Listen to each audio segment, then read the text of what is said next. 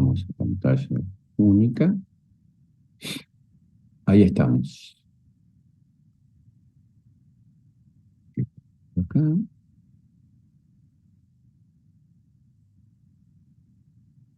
Bueno, ¿se ve bien entonces? Espera que te tengo fijada. No sé por qué te tengo Perfecto, se fijada ve. vos, Gaby. Te tengo fijada en el marco. No sé. A ver, espera.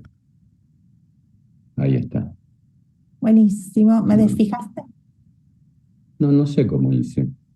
No sé cómo hice. Espera un poquito. Eh, espera. Por ahí se Campero. apagó la cámara. No, ahí está. Cristina Campero, ya la admití. Sí. Voy a deshabilitar la sala de espera. Cuestión que Dale. ya.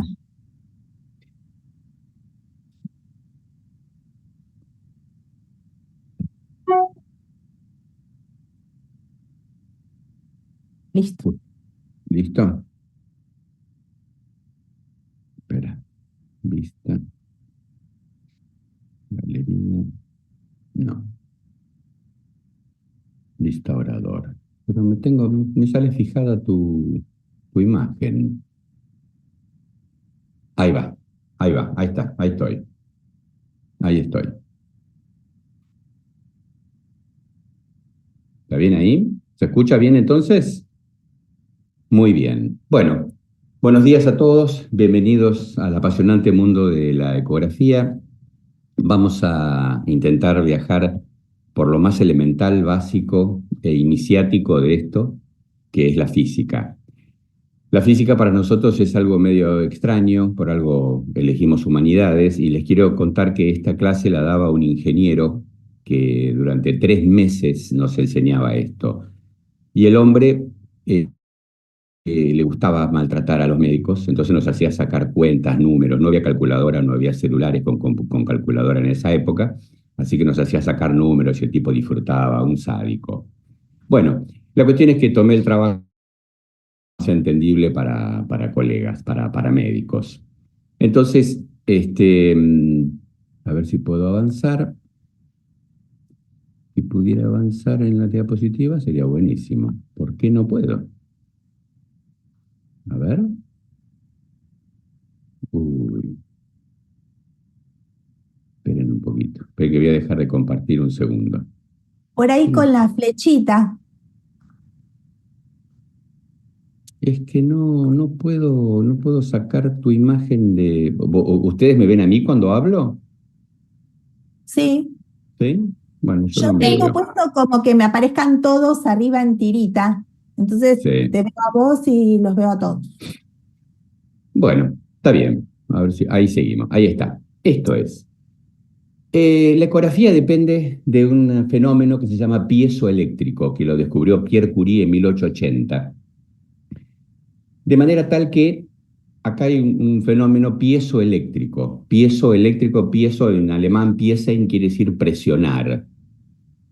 Entonces, ¿qué es lo que nosotros hacemos en la práctica? Nosotros, ¿qué es lo que hacemos? Agarramos y enchufamos un ecógrafo a la red eléctrica.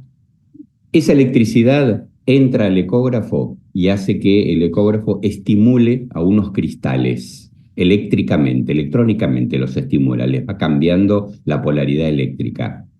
Ese cambio de polaridad eléctrica hace que el cristal se comprima y se dilate, esa es la presión, ¿sí? Entonces, un cambio de polaridad eléctrica genera un cambio mecánico. Ese cambio mecánico con el cristal que se comprime y se descomprime emite un sonido.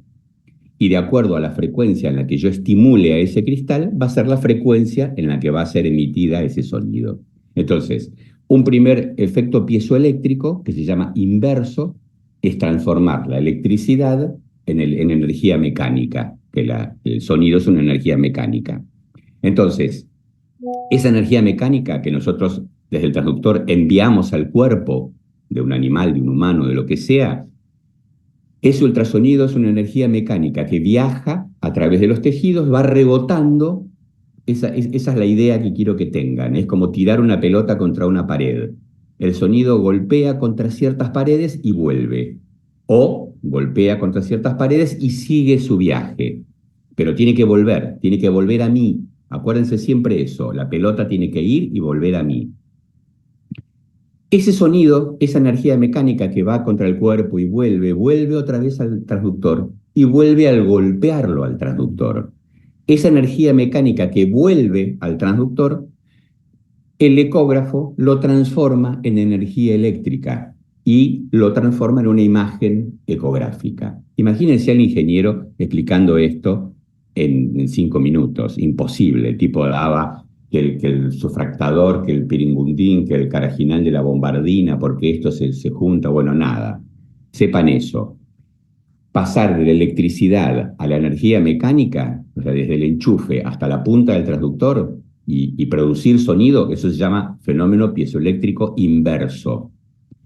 Y cuando el sonido vuelve y golpea otra vez al transductor, golpea los cristales de nuevo, los comprime de nuevo, eso lo transforma el ecógrafo en electricidad y en imagen ecográfica. Y ese es el fenómeno piezoeléctrico directo. Bueno, el sonido dijimos que es una forma de energía mecánica, se propaga en un medio material, necesita partículas, si no, no viaja. En el vacío el sonido no viaja. Son ondas de presión y de descompresión. Imagínense este gesto, son golpes, son trompadas, son golpes. El ultrasonido es una energía mecánica. Fíjense que nosotros podemos intentar romper litiasis, piedras adentro de un riñón, haciéndole esto, ultrasonido, que se llama litotripsia extracorpórea. ¿Qué quiere decir? Que nosotros con el sonido podemos pegarle tan fuerte a una piedra que podemos romperla. Imagínense si con esa misma fuerza le pegamos a un embrión. Lo matamos. ¿Sí? Entonces, son ondas de presión y descompresión. Se pueden representar graficando las variaciones de presión. Hay momentos en que la presión subirá, hay momentos en que la presión descenderá.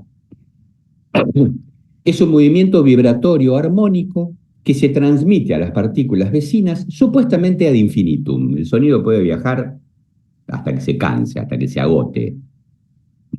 Y se propaga en sentido longitudinal. Lo mejor es la transmisión del sonido, es mejor así, longitudinal, hablar frente a frente, directo.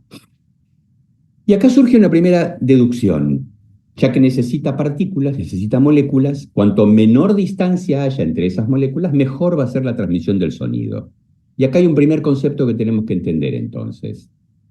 Por ejemplo, en los tejidos sólidos el sonido viaja bien, en el líquido el sonido viaja muy bien y en el gas el sonido no viaja tan bien porque van a distintas velocidades. En los sólidos viaja a una velocidad, en los líquidos viaja a otra y en el gas viaja a otra. ¿Por qué en el gas tanto problema con el gas? Porque sus moléculas están en movimiento. Entonces al ecógrafo le cuesta identificar algo que está en movimiento, salvo después cuando utilicemos el Doppler. Pero a priori se viaja muy bien en los sólidos, viaja muy bien en los líquidos, viaja con dificultad en los gases. Es como si tuviéramos este conjunto de pelotitas y nosotros le imprimiéramos una fuerza, le golpeáramos de izquierda a derecha. Entonces todas estas pelotitas van a recibir esa energía, se van a juntar con estas otras, se van a juntar con estas otras, pero en algún momento la energía tiene que volver, tiene que retroceder. Si pusiéramos un aparatito para medir esa presión en cualquier punto, veríamos que la presión sube hasta un determinado punto, baja hasta otro determinado punto, sube, baja. Esas son ondas de pulso, son pulsos que el ecógrafo o nosotros mismos vamos mandando. Y acá algunas características que hay que saber y es importante. Uno es la amplitud, que es se grafica con la letra A, se puede llamar también intensidad. Es la máxima altura alcanzada por el pico de presión. Es la máxima fuerza. ¿Sí? Una cosa es que te pegue yo y otra cosa es que te pegue Mike Tyson. ¿Sí? Entonces, la amplitud es la fuerza. Se mide en decibeles, que se escribe D minúscula, B mayúscula. Otra cosa es la longitud de onda. que es la distancia que hay entre dos picos de presión consecutivos. ¿Qué distancia hay? Pero imagínense que nosotros, cuando trabajamos con transductores, trabajamos con transductores de, por ejemplo, 5 MHz, 5 millones de pulsos por segundo. Cada vez que hacemos ecografía, cada segundo que hacemos ecografía, el transductor emite 5 millones de pulsos. Y tiene que escuchar y leer esos 5 millones de pulsos por cada segundo que hacemos ecografía. Entonces, ¿qué distancia puede haber entre dos piquitos? Inimaginable para un médico, para un veterinario. Quizás para un ingeniero sí, porque el ingeniero te dice, bueno, esto es 10 a la menos 7. Y nosotros quedamos pedaleando en el aire, dando vuelta con el 10 a la menos 7.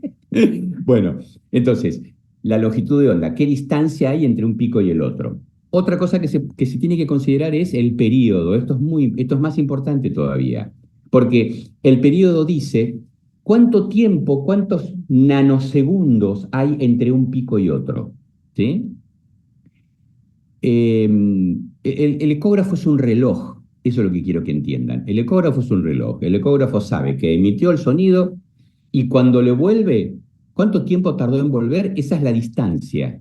Entonces, si volvió rápido, la pared está cerca. Si tardó más tiempo, la pared está más lejos, y si tardó más tiempo, la pared está más lejos. Y ustedes van a ver que van a ver animalitos muy pequeños y van a ver animales grandes.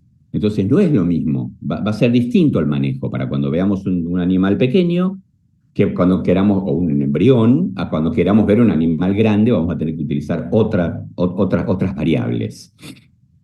De ahí surge el tema de la frecuencia, que es esto de cuántos ciclos por segundo tiene esa onda. Eso se mide en centímetros por segundo, que también se llaman hertz, y se escriben H mayúscula, Z minúscula.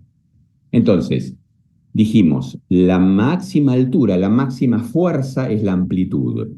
La distancia que hay entre dos picos es la longitud de onda, y el tiempo que hay entre esos dos picos es el período.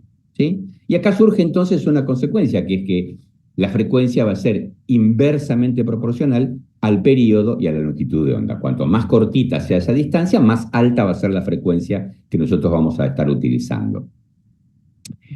Vamos a decir que un ciclo por segundo es 1 hertz, 1000 ciclos por segundo es 1 kilohertz y 1.000.000 de ciclos por segundo es 1 megahertz. Nosotros trabajamos en el orden de los megahertz, 3,5, 5, 7 megahertz, millones de ciclos por segundo, pero para el Doppler va a ser importante los kilohertz. ¿Por qué? Porque el sonido va a ir con una frecuencia y va a volver con una frecuencia distinta, mayor o menor, no lo sabemos todavía, pero esa pequeña diferencia entre la frecuencia con la que fue y la frecuencia con la que vuelve, esa diferencia de frecuencias es la frecuencia Doppler. Vamos a verlo después, tenemos toda la tarde. Sonidos de menos de 20 Hz son infrasonidos, inaudibles para el humano. Sí, sí, para los animales. Y si no, pregúntenle a los bichos cuando vino un tsunami, ¿qué hacían los animales? Salieron corriendo todos desesperados para tierra firme. Y nosotros tomando el daiquiri en la playa como si nada hasta que nos tapó el tsunami. Pero los animales ya lo escucharon de antes. Ya lo venían escuchando desde el fondo del mar, por eso sabían ellos que se venía algo feo. Los sonidos de 20 Hz a 20 kHz es el sonido audible para nosotros. Por encima de 20 kHz y hasta 100 MHz son los ultrasonidos. Y mayor de 100 MHz son los hipersonidos que produce el hombre, con sus aviones, con sus motores, con sus bombas, con sus máquinas, con sus armas. Son hipersonidos. Y para el diagnóstico ultrasónico nosotros usamos desde 1 MHz hasta 15, 20, 50, hasta 70 MHz para ver solamente piel. Miren esto. Nosotros para un paciente voluminoso, por ejemplo, tendríamos que usar 1 MHz. Para un caballo, para una vaca.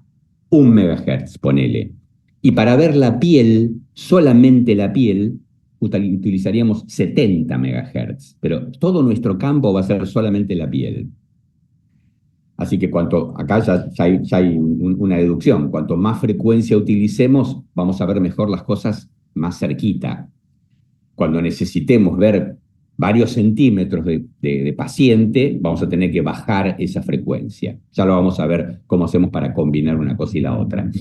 ¿Qué pasa con el sonido en los diferentes medios? Se comporta distinto, dijimos, ¿no? En los sólidos, en los líquidos y en los gases. Y acá tenemos un ejemplo. El sonido viaja en el aire, en gas del pulmón, del intestino, del estómago, de un absceso, cualquier burbuja de gas viaja a 330 metros por segundo, velocidad suficiente para que podamos hablar así entre nosotros, podamos escucharnos como estamos frente a frente, pero si yo hablo fuerte y alguien me escucha a 3 cuadras, bueno, ustedes que están cerquita me van a escuchar ahora, pero el que está a 3 cuadras me va a escuchar dentro de un segundo, va a haber un delay de un segundo, ¿sí? En el otro extremo de la escala está el tejido más sólido, más compacto de todos, que es el hueso. Las moléculas están muy juntas, pero tiene un montón de problemas, porque tiene mucha rigidez, absorbe mucho el sonido, es un problema enorme para nosotros el hueso. Y en el resto de los tejidos, el sonido viaja más o menos a 1500 metros por segundo, ponele, 1450, 1540, más o menos 1540 metros por segundo. Y acá surge un primer problema. Y es que los ecógrafos están calibrados, ¿te acuerdan que les dije que era un reloj? El ecógrafo cree que el sonido siempre viaja a 1540 metros por segundo, y eso es mentira, porque cuando toca gas, cuando toca aire viaja a otra velocidad, cuando toca hueso viaja a otra velocidad, y fíjense que cuando toca distintos tejidos también hay pequeñas modificaciones en la velocidad de transmisión del sonido, pero más o menos se equiparan. Entonces, si el equipo cree que el sonido viajó a 1540 metros por segundo, pero resulta ser que viajó más lento, va a volver más tarde. Y el ecógrafo va a creer que entonces la cosa está más lejos. O al revés, si volvió enseguida, si se transmitió enseguida y volvió enseguida, capaz que el equipo se confunde y cree que la estructura está más cerca. Bueno, acá hay una primera fuente enorme de errores dentro de la ecografía que vamos a tener que saber subsanar. Acá hay un concepto muy importante que es el poder de resolución. ¿Cómo hacemos para identificar con claridad diferentes estructuras pequeñas en forma aislada? Son dos baldosas, y así, 2, 4, 8, 16, 32, 64, así se va armando una pantalla, lo que se llaman píxeles, ¿no? Hay píxeles negros y píxeles blancos y píxeles grises. Entonces, en definitiva, terminamos obteniendo una imagen, esto es un hígado, por ejemplo, transversal o longitudinalmente, y van a ver que hay estructuras que son, por ahora vamos a llamarlas, blancas, negras, grises, blancas, gris oscuro, gris claro. Bueno, esta posibilidad de distinguir una cosa de otra se llama poder de resolución. Hay varios poderes de resolución. Hay poder de resolución por detalle, que es cuánto podemos ver nosotros, cuántos puntitos podemos ver uno al lado del otro como distintos, porque si no, veríamos que dos personas son una. ¿Sí? ¿Cómo hacemos para que dos personas sean dos personas, aunque estén así juntitas? No hace falta que estén separadas. Si están separadas, quizás es más fácil, pero si están así juntitas, yo tengo que ver que en el medio hay una línea. Ese es el poder de resolución. Ahí entonces, por detalle, temporal, que eso es los cuadros por segundo, el monitor, la pantalla, el LED, el LCD, tienen que ir compartiendo cuadros por segundo. ¿Viste? Cuando uno compra un televisor, te dice 4080 por 1280. Bueno, eso es la capacidad que tiene de píxeles y de actualización de cuadros. Por eso la imagen es tanto más realista.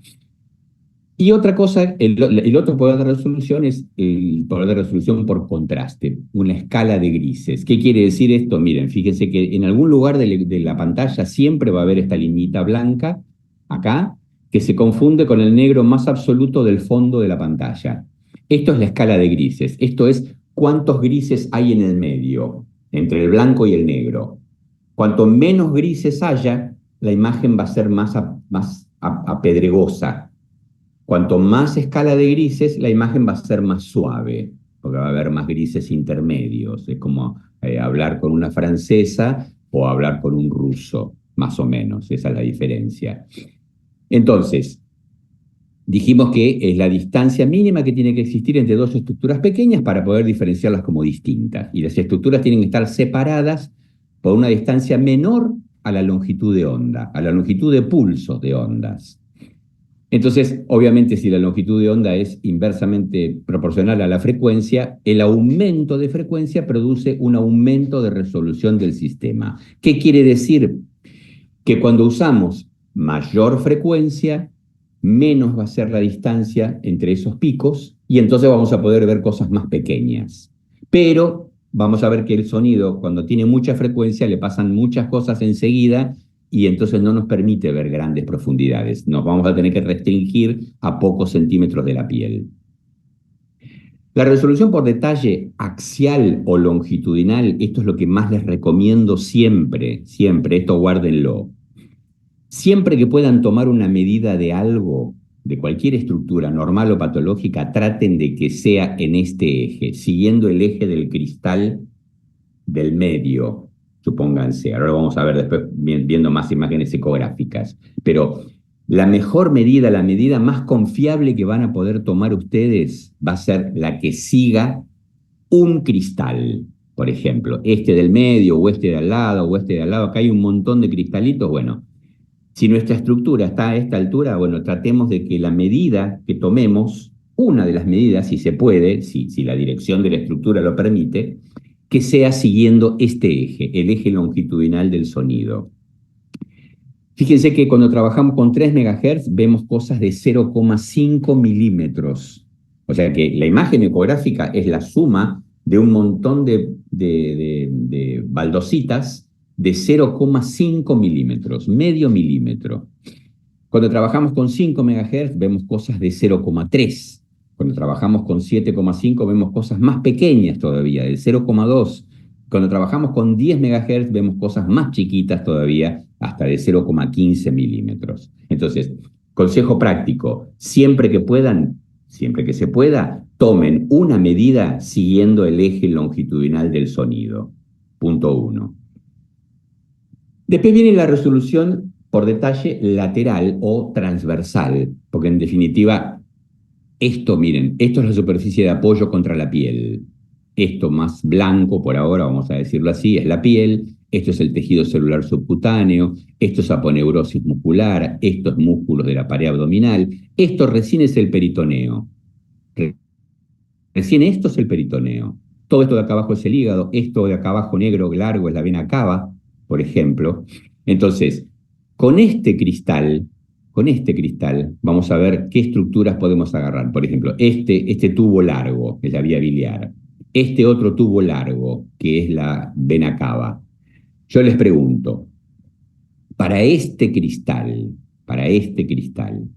¿qué estructura está mejor? ¿Qué estructura está más perpendicular al sonido? El sonido va así, en esta dirección. Entonces, ¿cuál es la estructura que mejor voy a ver? La que esté más perpendicular al sonido.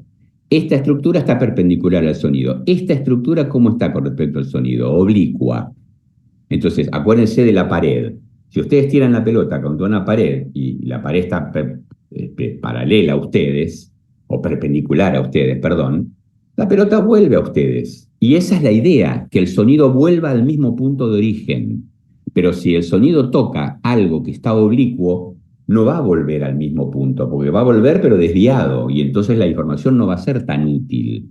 Entonces, entiendan eso. Para nosotros va a ser mejor que las superficies estén perpendiculares al sonido, sea con el cristal que sea, porque este cristal del medio, ustedes siempre ubíquense acá en el medio y sigan esta línea del medio. ¿Por qué? Porque lo más útil va a tener que estar acá, en el medio, ni muy arriba, ni muy abajo, ni muy a la izquierda, ni muy a la derecha, acá, en el medio. Y fíjense esto es un foco.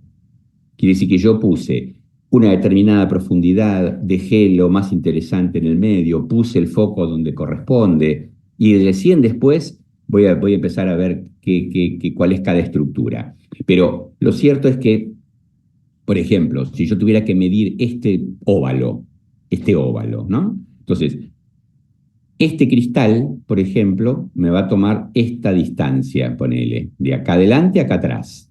Pero yo para tener toda esta estructura necesito la información de todos estos cristales, este de al lado, todos estos de arriba son los que me van a tocar esta estructura. De la suma de la información de todos estos cristales sale esta distancia. ¿Sí? Entonces, esta distancia sale de un solo cristal. Esta otra distancia sale de la información de todos los cristales que fueron involucrados con ese proceso. ¿Se entiende ahí? Entonces, la otra resolución es la resolución temporal, que es cuánto tarda el equipo en actualizar sus cuadros por segundo. En realidad la imagen son múltiples líneas verticales y horizontales que delimitan píxeles, picture elements, ¿sí? Antes se usaban muchos cristales, hasta 256, ahora están haciendo transductores de un solo cristal, y que encima tiene frecuencia variable, una locura. Antes era un traductor de frecuencia única, punto, con 256 cristales que se estimulaban uno al lado del otro. Y ahora tenés un solo cristal que encima tiene frecuencia variable. Pero, ¿qué es lo que quiero decir? Lo que tenemos que entender es que para que nuestra retina pueda reconocer una imagen como en tiempo real, tiene que impactar nuestra retina por lo menos un quinceavo de segundo, para que lo veamos como en tiempo real y sea tiempo real. Por lo menos un quinceavo de segundo tiene que impactar nuestra retina. Entonces, ¿nosotros qué es lo que hacemos? Nosotros vemos cuánto tarda en actualizarse esa pantalla. Entonces, si la actualización de pantallas es de 15 cuadros por segundo o más, estaremos viendo algo parecido a lo que está sucediendo en tiempo real. Si nuestra actualización de cuadros es menor de 15 cuadros por segundo, no estamos viendo en tiempo real las cosas, sino que se nos están perdiendo cuadros en el medio. Y sobre todo ustedes, que trabajan con animales que tienen frecuencia respiratoria muy rápida, frecuencia cardíaca muy rápida. Entonces, si todos esos movimientos, si nuestra actualización de cuadros es lento, nos perdemos todos los movimientos del medio. ¿Y nosotros cómo hacemos para modificar esto? ¿Qué me quiere decir? Esto se llama frame rate. El frame rate en algún lugar de la pantalla va a figurar, va a decir frame rate, va a decir CPS, fíjense acá, cuadros por segundo. En este caso está trabajando con 41 cuadros por segundo. Es un barrido bien rápido. Y este está trabajando con 11 cuadros por segundo. Es un barrido lento. Entonces, si por distintas circunstancias yo tuve que elegir, qué sé yo, una corta profundidad, subí la frecuencia, quiero ver esto bien, lo veo como corresponde, a velocidad rápida. En cambio, si manejo a la misma profundidad, pero por ejemplo, miren, le pongo 4 focos, le estoy diciendo al ecógrafo, concéntrate acá, acá, acá y acá, en todos lados concéntrate, dale, da lo mismo. No, es una falta de criterio. O vos tenés que estar concentrado acá en el medio o acá adelante. No podés poner 4 focos. Así que se trabaja con un solo foco y punto. Y la otra resolución es por contraste, que dijimos. La imagen final que vemos es la sumatoria de distintos tonos de grises. Vamos de un blanco absoluto a un negro absoluto. Esto es un fantoma, por ejemplo. Es un medio que tiene adentro estructuras de distinta calidad y composición. Y entonces se ven diferentes. Fíjense esta imagen.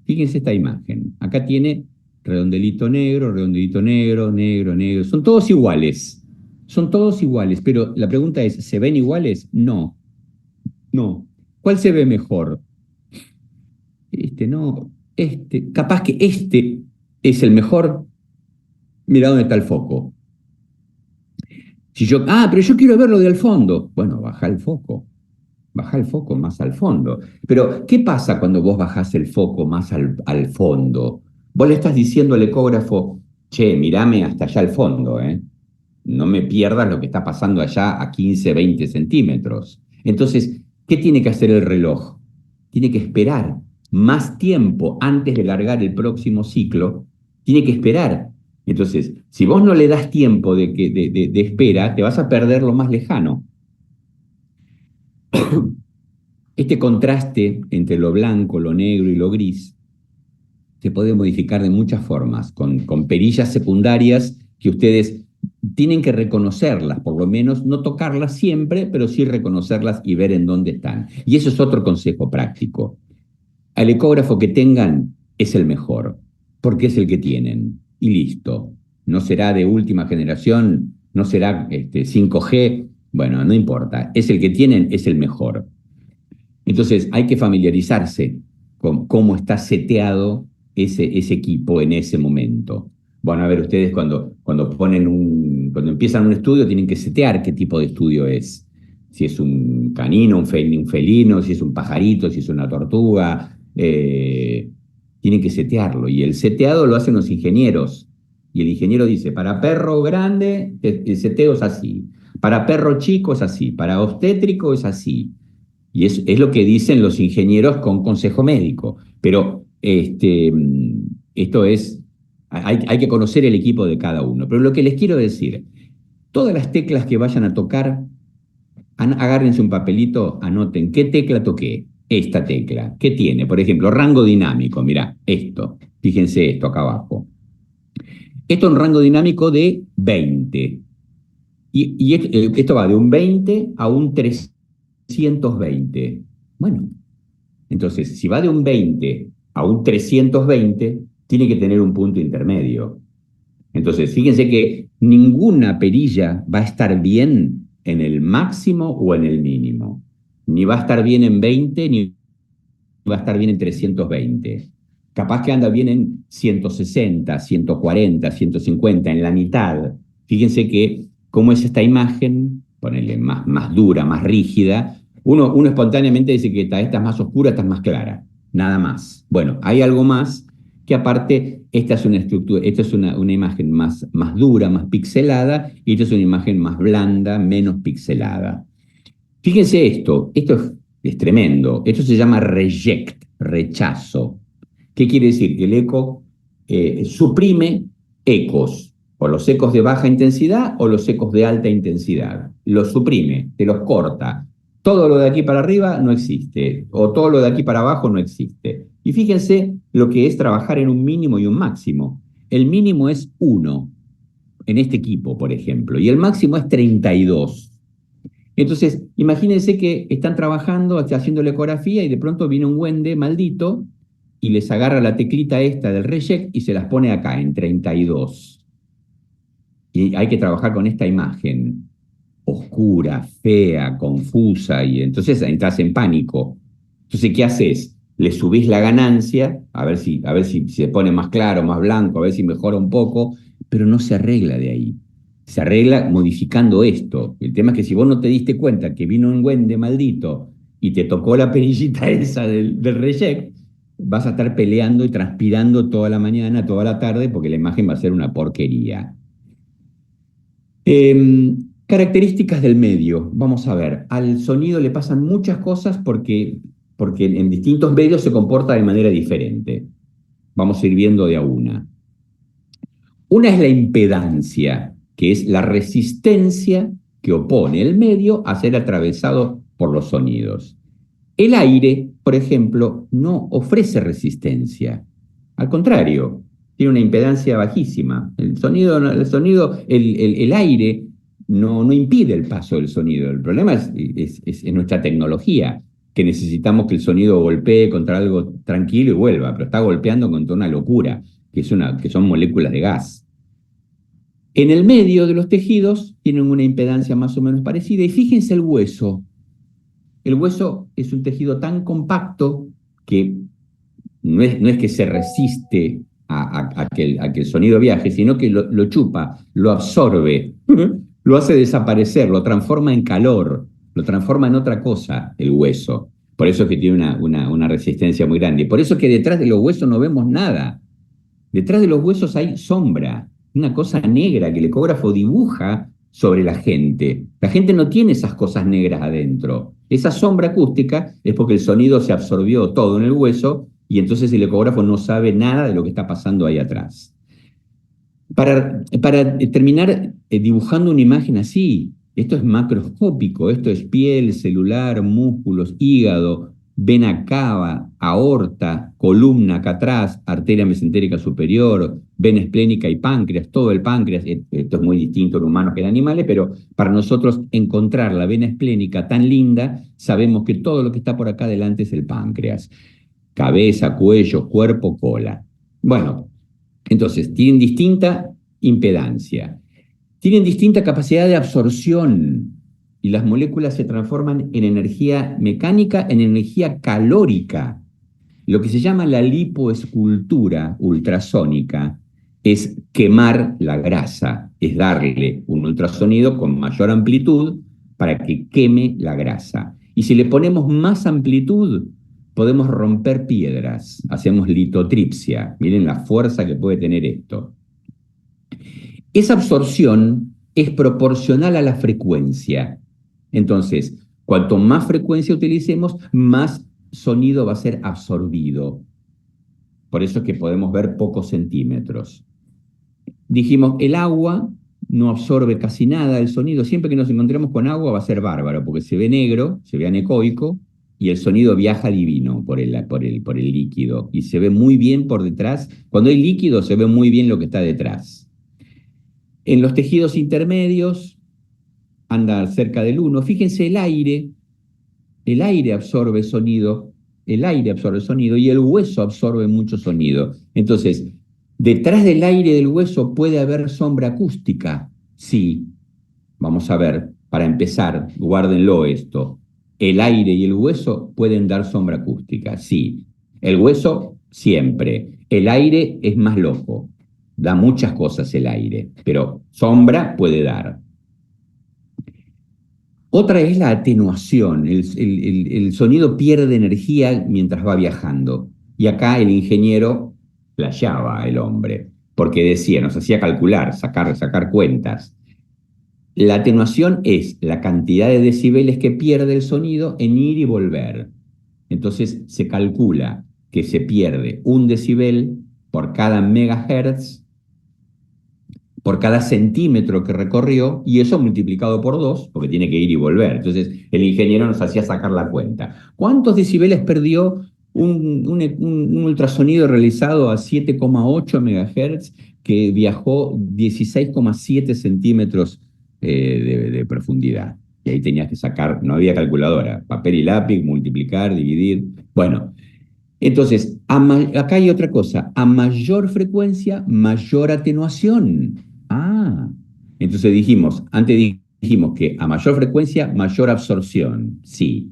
Y ahora decimos, a mayor frecuencia, mayor atenuación también por los tejidos. Y esto es la suma de un montón de fenómenos, porque es la suma de la reflexión, de la dispersión, de la absorción. El tema es que el sonido se atenúa en el viaje. Y fíjense esto, el agua no atenúa el sonido prácticamente, los tejidos blandos atenúan poco, el músculo atenúa un poco más, el hueso atenúa el sonido y el aire lo atenúa un montón, porque tiene sus moléculas muy separadas y lo absorbe. Pero digo, ¿para qué nos sirve todo esto? Porque nosotros lo que hacemos es apoyarnos contra la piel y queremos ver hasta acá abajo de todo. Este es el diafragma, por ejemplo. Para nosotros es importante hacer un corte así, profundo. Estamos a 15 centímetros de la piel. Entonces, nosotros queremos ver bien acá arriba, acá en el medio y acá abajo en el fondo también. Entonces, sabemos que si este tejido permitió el pasaje del sonido perfectamente y nos permite ver el diafragma ahí atrás, quiere decir que la atenuación es mínima, ponele, porque te permitió ver todo lo que había atrás. En cambio, cuando el hígado se infiltra, por ejemplo, de grasa, se pone muy blanco y no te deja ver lo que hay por acá detrás. Y no te deja ver el diafragma, por ejemplo. Se hace un hígado hiperecoico blanco con atenuación de los ecos posteriores y dificultad en la visualización del diafragma. Y ahí describís un hígado graso. Bueno, esto es un cuadrito comparativo entre la velocidad del sonido, la impedancia, la absorción y la atenuación en distintos medios por los que viaja el sonido. Acá hay un concepto importante, que algo ya lo habíamos hablado. El haz incidente, el haz que viene de acá arriba, cuando nos apoyamos acá arriba en la piel, tiene que golpear contra interfaces y volver a mí. Golpear en alguna interfase y volver a mí. Cuando el sonido hace eso, golpea contra alguna interfase y vuelve a mí, se llama reflexión, o sea, volvió hacia mí. Pero esa reflexión puede estar variada, puede no volver al mismo cristal. Y eso depende de cómo esté la pared enfrente mío. Si la pared está perpendicular a mí, el sonido vuelve a mí. Si la pared está oblicua, torcida, el sonido va a volver, se va a reflejar, pero no va a volver al punto de origen. Entonces el ecógrafo ahí tiene que empezar a sumar la información de todos los cristales a ver cómo se define. Pero entiendan esto primero, el sonido golpea y vuelve, pero también esa energía puede seguir. Ya, una parte golpea y vuelve y otra parte sigue viaje. Cuando sigue viaje, se dice que el sonido se transmitió. Cuando sigue con la misma dirección que tenía, y nosotros lo que necesitamos es eso, que el sonido vaya, vuelva, siga su viaje, vuelva a golpear de nuevo, retorne, y si puede seguir viaje hasta 15 centímetros, 20 centímetros de profundidad que yo quiero ver, mejor. Ahora, si tuvo un montón de problemas y hasta los 10 centímetros veo y los últimos 5 ya no veo nada, bueno, eso es un tema, ¿no? Entonces, el sonido se puede reflejar y volver a mí o no.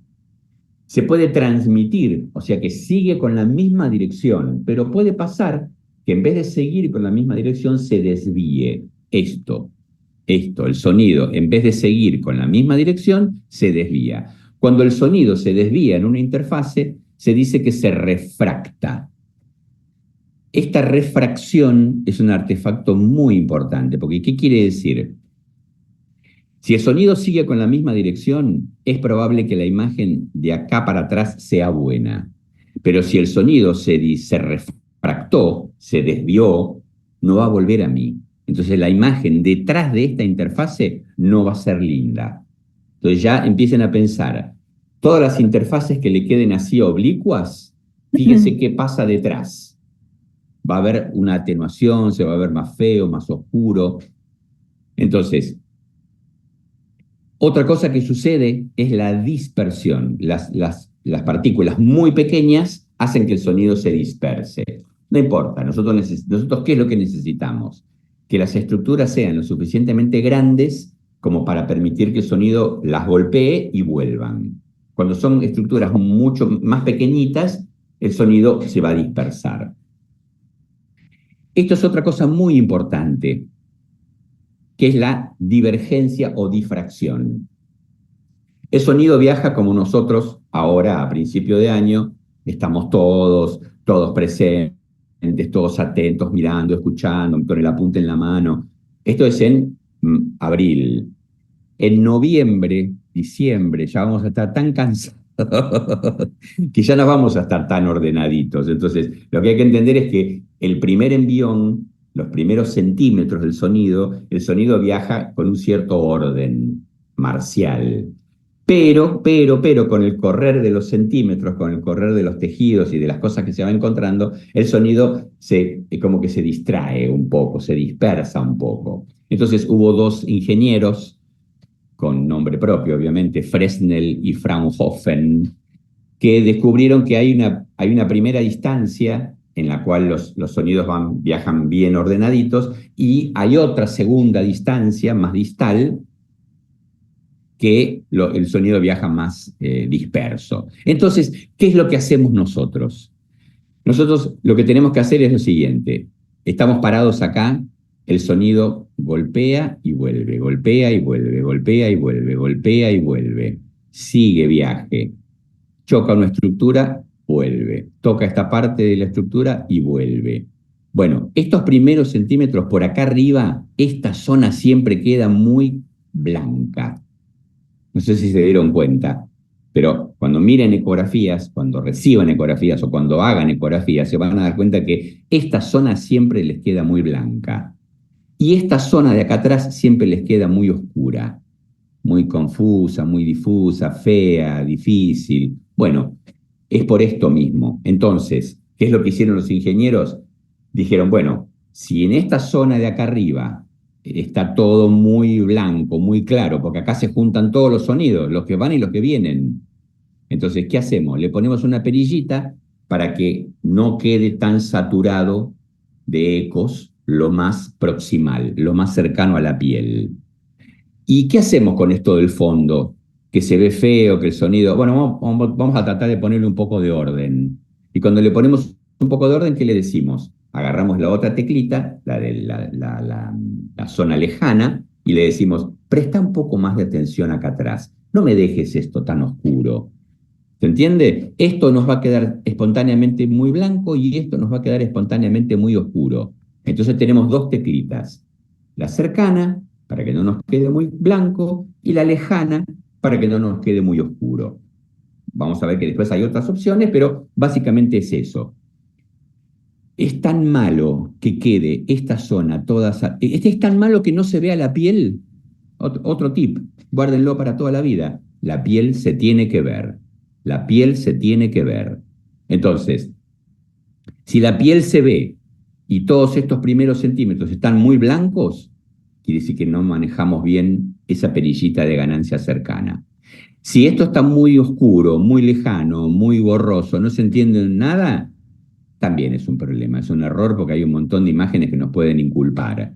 Entonces, vamos a decirle, che, prestale atención a esto de más abajo. Y yo digo, vuelvo a repetir, si yo le digo al ecógrafo, presta atención a lo que está más lejos, como reloj, tiene que atrasarse, tiene que esperar hasta que vuelvan los ecos más lejanos. Entonces, como se atrasó, los cuadros por segundo van a ser más lentos también. Entonces, si le estamos pidiendo que preste atención en el fondo, el barrido se va a hacer más lento. Entonces, como ustedes no pueden calcular ni modificar la frecuencia cardíaca ni respiratoria del animal, lo que sí pueden hacer es regular la velocidad de su mano. Ustedes tienen que moverse despacio cuando el frame rate es menor de 15 cuadros por segundo. Entonces, hay dos posibilidades. Este equipo del año 90, 1990, tiene tres teclas nada más. Ganancia total, o sea, para toda la pantalla. Ganancia cercana para los primeros centímetros. Ganancia lejana para los últimos centímetros. Listo, eso es todo lo que hay. Más adelante, ahora más actualmente, lo que se hace es dividir estas dos teclitas en 6 u 8 teclas centimétricas. Entonces, en vez de, o sea, esto, la ganancia cercana se manejaría con estas 4 teclitas, por ejemplo, y esta ganancia lejana con estas otras 4 teclitas, pero yo tengo la posibilidad de combinar. Si quiero esto más oscuro, lo llevo para la izquierda. Si esto lo quiero más claro, lo llevo para la derecha. Este movimiento se llama slide. Así, de derecha a izquierda se llama slide. Eh, entonces, nosotros tenemos que hacer y tocar esto. Cuidado con esto, porque esta teclita, van a ver después que yo la puedo mover una para un lado, una para el otro, una para un lado y hacer un lío bárbaro. Y esto va a quedar así. En el próximo paciente va a quedar así como yo lo dejé. Entonces, un gesto, cuando termina la ecografía, se pone fin del examen. End exam. Punto uno, fin del examen. Y segundo, el segundo gesto es con los deditos tocar estas teclitas y dejarlas así. Un poquito más para abajo en lo más superficial, un poquito más para arriba en lo más lejano. Se dice que tiene que hacer como una S itálica. Pero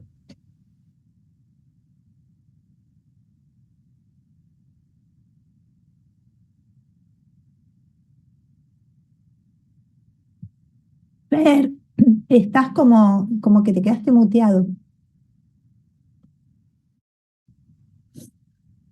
Se debe haber quedado sin señal. Sí, por ahí se le fue la señal, pero ya va a volver, tranquilos.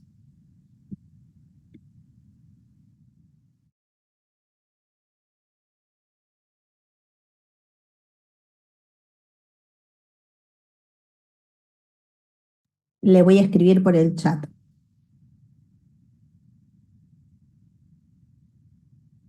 A ver.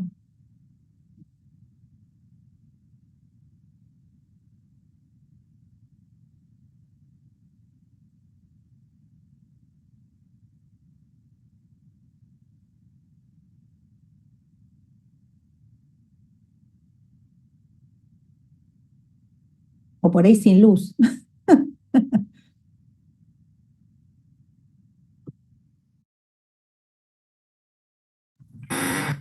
Mientras puedo ir preguntando algo, Gabriela. Sí, sí, Al ir